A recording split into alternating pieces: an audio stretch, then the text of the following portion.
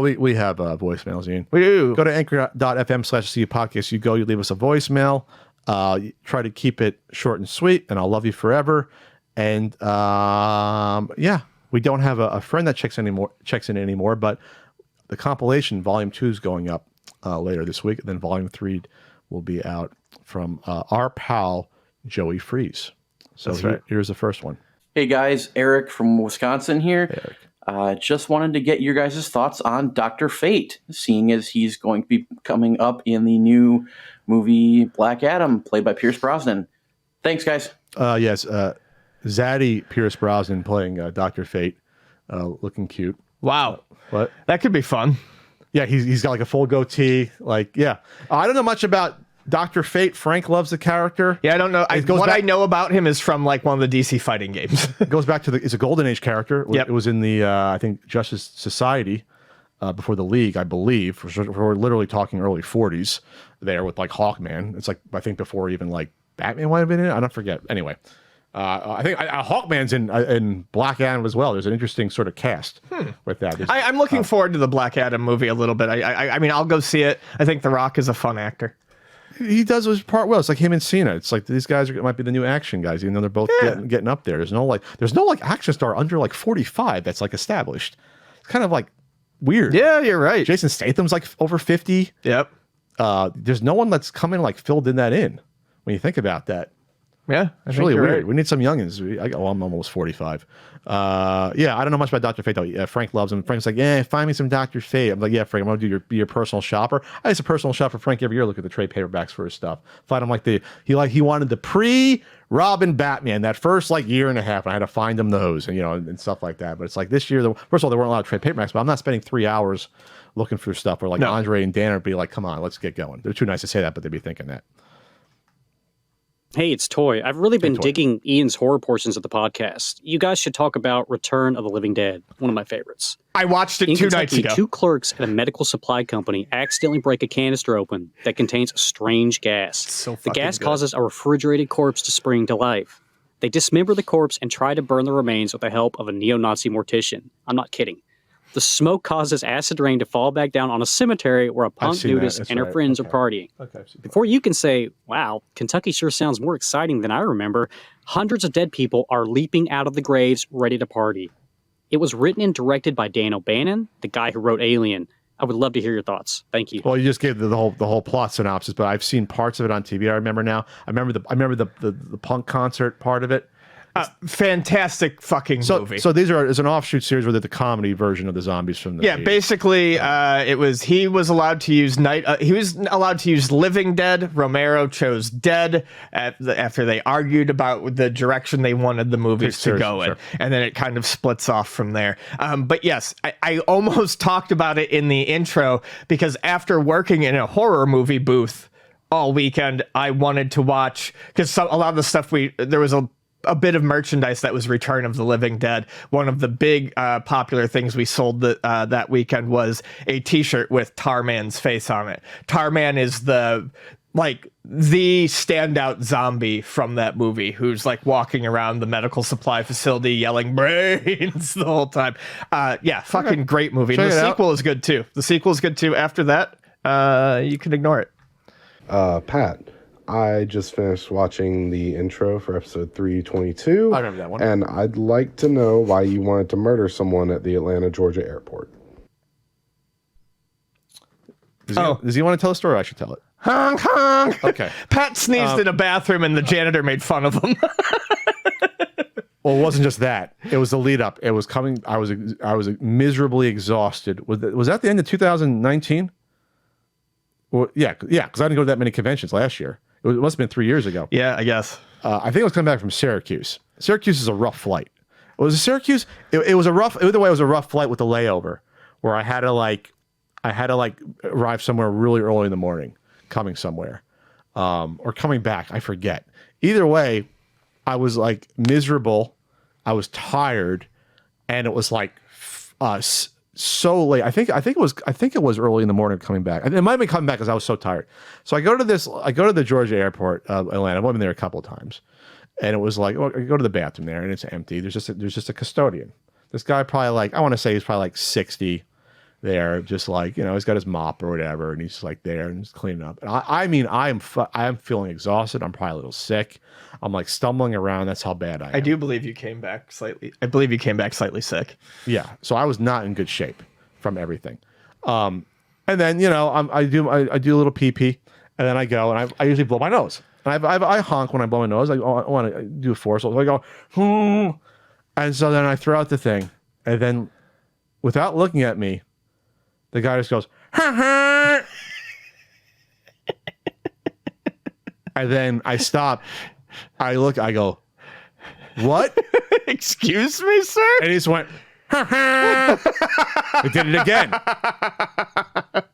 And I just had to walk out.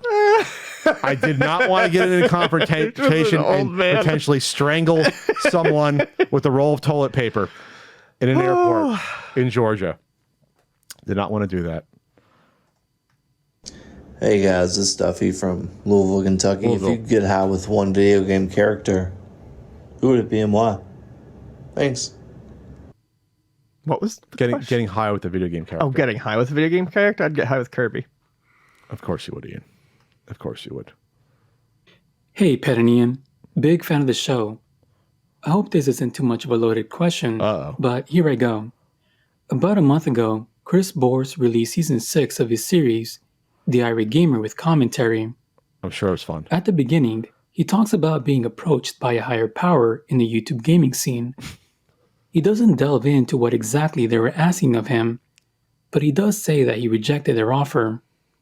From that point, he noticed his channel was no longer performing the way it used to. My question is, were there really people in the community with that kind of power back in the day? No, there were not. No. I don't think that probably happens, in my opinion. Next.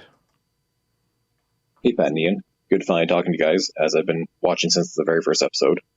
So years ago, I got a stack of PS2 RPGs from a thrift store for cheap. One of them being Xenosaga 3, which is a pretty pricey game now. When I got it, it was clearly resealed. However, last night I decided to open it, and turns out it is factory sealed underneath that in near mint shape. Oh. I'd just like to sell it for as much as It is factory sealed. Wow. I can, so I can put the money towards a different copy that is already opened, so I can play it. There you go. And also add some more games to my collection. So to get the most amount of value out of it, should I just sell it as is, or should I consider getting it graded? And if so, which company should I go with? I'd rather support VGA. However, it seems like most graded games nowadays are through WATA. I mean, to be honest, you got to go through WATA if you want the most bang for your buck. Since they had the Heritage Auction monopoly, they might be selling VGA stuff now. Who knows? Because of the lawsuit. I don't know, but like you got to go through WATA right now. I thought there was news that they were. I thought some auction There's other auction companies doing it, like Golden's doing. You can do that. Oh, okay, right. Maybe I was. I mean, if you really want my, I mean, I'm waiting for CGC to get started. They're going to roll it out. If I get stuff graded, it's going to be through CGC. I feel like CGC will become the norm. Norm. I think CGC will become the norm. And as much as I hate to say it, if you are trying to sell something for monetary value right now, then yes, I do think you should probably grade it. The value. Hey, Pat and Ian. This is David from the San Gabriel Valley. My question is, with all these remakes coming out, from the 80s and 90s, what would be your ideal Bloodsport remake? There would not be one. I'm sorry to not answer your question. There would not be one. There's no ideal remake. I can speak for Ian. There would not be a remake. The original is perfect, and I would absolutely loathe to see a remake of it. I mean, if you wanted to do a one where Van Damme comes out of retirement and does like, hey, here's Frank Dukes 35 years later, or is like a coach. Yeah, coaches someone. Yeah, absolutely. That's fine. Yeah, you can continue the story. Well, you can retcon 2 through 4 and continue the story. What's 2 through 4? What? Yeah, I don't know, man. But yeah, you do not remake that movie. You would never get the tone. The feel, the soundtrack, it would, oh God, there is no way you could do it. That Canon Films feel, it's so particular, especially. The film grain they use, it also like cheap film grain. It's like quintessential Canon film. Yeah. Hey Pat and Ian, this is Ethan from Garrettsville, Ohio. I was wondering, after hearing you guys talk about the Atari 50th anniversary, Do either one of you have much experience with the Nuon? I know it's kind of the spiritual successor to the Jaguar, and I was just curious if you guys had ever really tried it out or knew much about it. No, I have no experience with the Nuon. No, in fact, I'm not. I know so little about it that I have no idea how the Jaguar and the Nuon are connected. Yeah, I know that Nuon has a Tempest game on it, which it's a DVD player. A DVD player that also has, I think, some processing set aside for games. As I say, like I don't understand because like I said, Tempest was really big on the Atari. On there. Yeah, there was literally Iron Soldier was on there. Okay, so Iron Soldier series was on there. They only had 8 games. Okay, I don't know if I've ever seen one in person. Yeah, maybe once. So if you ever see a DVD player out in the wild, check to see if it's a new one. I guess. I think I saw one at a flea market once and was like, I don't need this. Oh, really? You didn't buy it? It's rare, Ian. Yeah. How many do they make of those? Probably not a lot. I think like 25,000? Not even. Like, who knows? It was out for 3 years. Okay, maybe more than I thought. Okay. It's funny. Maybe Frank found one and bought it and threw it out. Dude. $130. Well, that's not that much. $150. $50? No, isn't that nice? Pat, Ian, this is Jonathan from Denver. I wanted to let you know that Colorado-style pizza exists. I heard you talking about it last week's episode, and Bojo's Pizza, it's a Colorado-only kind of thing. Thick rolled crust, thin crust underneath.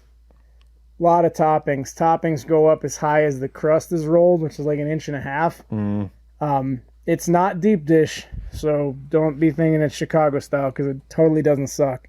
Okay. I mean, I'll eat it. I'll try it. It's pizza. I'll try it. Did they have moose balls on there in Colorado? Is that part of it? Is that what? Rocky Mountain oysters. Rocky Mountain oysters. Bull testicles. Can you actually get those still? Yeah, of course. You can eat Rocky Mountain oysters anywhere. I mean, you can eat them anywhere. Not anywhere. You can get them. I mean, there are definitely restaurants that still sell them in the Midwest. Really? Yes. Are they like a delicacy? They cost a lot, or they look like bar food. Honestly, are they crunchy? Like yeah, they're fried. I mean, when you see them in real life, they don't really look like a nut. Oh God, testicles, raw testicles. So is it a joke? Who was the first person decided that's what I want to try? They're deep fried at least. Oh yeah, they're deep fried. Sliced and deep fried. Do you think they're chewy or are they like hard and crunchy? I don't know if I think about this anymore. Yeah, I'm over My it. mouth is kind of watering thinking about it. I'm not gonna lie. I'm like kind of, you dip it in some deep fried and crunchy is, that gets my motor going. You dip it in some honey mustard, you can mask the taste of anything. I would probably try one, but I'm not like going out of my way to do it. Okay, do a couple more here. Greetings and salutations. Okay. This is Eric, formerly from East Amherst, New York.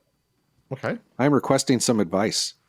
I have a collection of about 30 to 40 vintage PCs from XTs up to P4s, as well as peripherals and software in a storage unit, and I want to clear out the storage unit, since the monthly fees have more than doubled.